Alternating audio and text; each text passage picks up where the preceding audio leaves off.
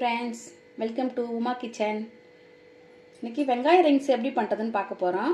அதுக்கு தேவையான பொருட்கள் 3 டேபிள் ஸ்பூன் எடுத்து வச்சுருக்கேன் மைதா மாவு, 2 டீஸ்பூன், இந்த டீஸ்பூனால் 2 ஸ்பூன் அரிசி மாவு, 2 ஸ்பூன் கார்ன் மாவு, பிரெட் கிரம்ஸ் கொஞ்சம் எடுத்து வச்சுருக்கேன், 1/2 ஸ்பூன் மிளகாத்தூள் எடுத்து வச்சுருக்கேன், மிளகு சீரகம் 1/2 ஸ்பூன் எடுத்து வச்சுருக்கேன், 2 வெங்காயம் எடுத்து வச்சுருக்கேன். இந்த வெங்காயம் கட் பண்ணி எப்படி ரிங்ஸ் எல்லாம் எடுக்கிறதுன்னு பார்க்கலாம்.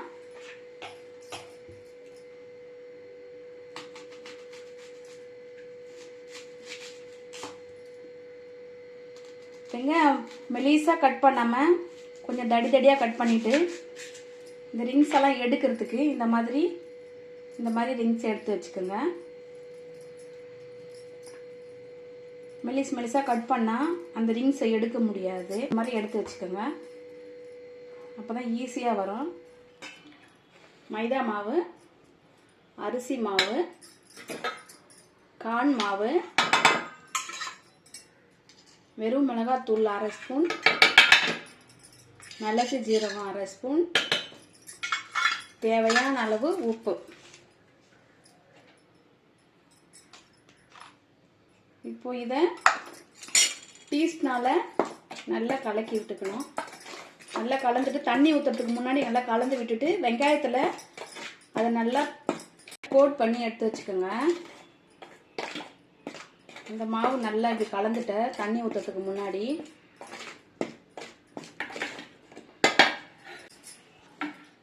இந்த மாதிரி கோட் பண்ணி, எக்ஸ்ட்ரா மாவு இருந்தால் அதில் எண்ணெயில் கருகிடும். இந்த மாதிரி தட்டிட்டு இப்படி எடுத்து வச்சுக்கோங்க.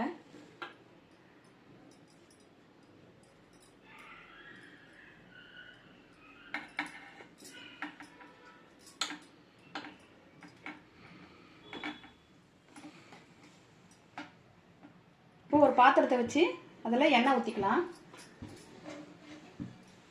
எண்ணெய் சூடு ஏறும்போது நம்ம இந்த வெங்காய ரிங்ஸை மாவில் டிப் பண்ணி அதில் கோட் பண்ணி போட்டுக்கலாம்.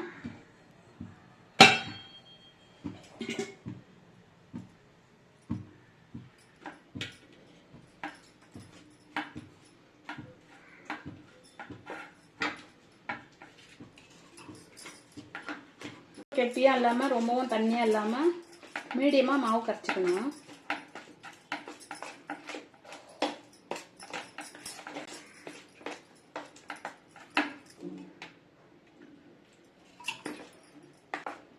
இப்போ மாவு கரைச்சி இந்த பதத்துக்கு வச்சுக்கோங்க. ரொம்பவும் தண்ணியாக இருக்கக்கூடாது, ரொம்பவும் கெட்டியாக இருக்கக்கூடாது. இந்த பதத்துக்கு கரைச்சிக்கணும் மாவு. இங்கே பாருங்கள். இப்போ எண்ணெய் சூடாயிடுச்சு. லேசாக சூடான போனதும் ரொம்பவும் கொதிக்க வேணாம், ரொம்ப சூடு இல்லாமல் இருக்க வேணாம். மீடியமான சூடு வச்சுட்டு இந்த மாதிரி இதை டிப் பண்ணிவிட்டு இதில் எடுத்து போட்டு கோட் பண்ணிக்கோங்க.